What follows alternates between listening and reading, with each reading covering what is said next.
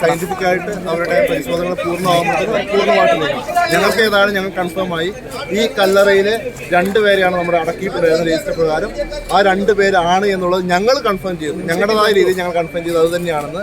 പോലീസുകാർ അതിൻ്റെ അടിയിലോട്ട് വീണ്ടും ഒരു മാന്തി നോക്കി, മൂന്നാമതൊരു സാന്നിധ്യം ഉണ്ടോ നോക്കി, മൂന്നാമതില്ല എന്നുള്ളത് കൺഫേം ചെയ്തു. ഞങ്ങൾ വളരെ ഹാപ്പി എന്താണെന്ന് വെച്ചാൽ ഞങ്ങളുടെ നാട്ടുകാരുടെ ഏറ്റവും വലിയ ആശങ്ക നമ്മുടെ സാധാരണ രീതിയിൽ കാണാത്തൊരു അൺയൂഷ്വൽ വേയിലാണ് വേറൊരു ബോഡി കിടക്കുന്നത്. അങ്ങനെ ഒരിക്കലും കാണത്തില്ല. അത് എന്തുകൊണ്ട് അങ്ങനെ കണ്ടു എന്നുള്ളതാണ് ഏറ്റവും വലിയ ആശങ്ക.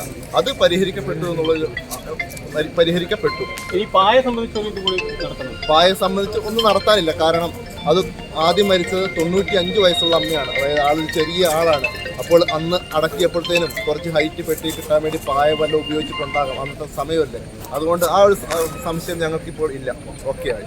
പക്ഷെ അതിന് താഴെ അല്ലെങ്കിൽ ഈ 2006 സംസ്കരിക്കുമ്പോൾ കഴിഞ്ഞതിന് ശേഷം 2015 സംസ്കരിക്കുമ്പോൾ അത് അറക്കപ്പൊടി ഇട്ട് അതിൻ്റെ മുകളിൽ തുണി വിരിച്ച് അതിന് മുകളിലാണല്ലോ 2015 സംസ്കാരം നടത്തുക. പിന്നെ എങ്ങനെയാണ് അത് പൊന്തി വരാനുള്ള സാധ്യത?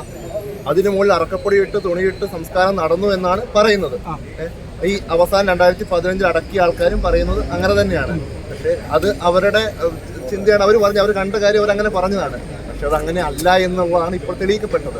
അത്രയേ ഉള്ളൂ. ചിലപ്പോൾ ചില കാരണങ്ങളാൽ ചില സാഹചര്യങ്ങൾ അന്നങ്ങനെ നടന്നിട്ടുണ്ടാവില്ല. അന്ന് അടക്കിയവർ ചിലപ്പോൾ അവരിൽ വന്നൊരു വീഴ്ചയായിരിക്കും. ചിലപ്പോൾ അന്ന് അടക്കാൻ വേണ്ടി സഹായിക്കാൻ നിന്നവർ വന്നൊരു വീഴ്ചയായിരിക്കും. അല്ലെങ്കിൽ ഒരുപക്ഷെ അടിയിലുണ്ടായിരുന്ന പെട്ടി പൂർണ്ണമായിട്ട് ക്രഷ് ചെയ്യാതെ അറക്കപ്പൊടി ഇട്ട് ജസ്റ്റ് അതേപോലെ ഒന്ന് ലെവലാക്കി അതിന് മുകളിൽ രണ്ടാമത് അടക്കാൻ വന്നപ്പോൾ അവൾ നോക്കിയപ്പോൾ വെള്ളത്തും ഇട്ട് ലെവലായി കിടക്കുന്നു. പക്ഷേ അടിയത്തെ പെട്ടി ക്രഷായിട്ടുണ്ടാകത്തില്ലായിരിക്കാം. അതുകൊണ്ടാണല്ലോ ഇപ്പം രണ്ടും ഒരേപോലെ കാണുന്നത്. എന്തായാലും അത്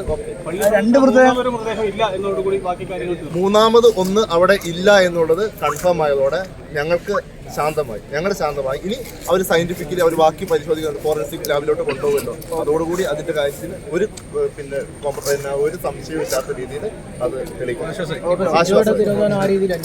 ഇവിടെ തിരോധാനോ എനിക്കും തമ്മിൽ യാതൊരു ബന്ധമില്ല. ഞങ്ങൾക്കത് പറയാനില്ല. അത് പോലീസ് അന്വേഷിക്കുന്നുണ്ടാവും. ഇടയൊക്കെ ഞങ്ങൾക്ക് അത് അന്വേഷിക്കും. Thank you.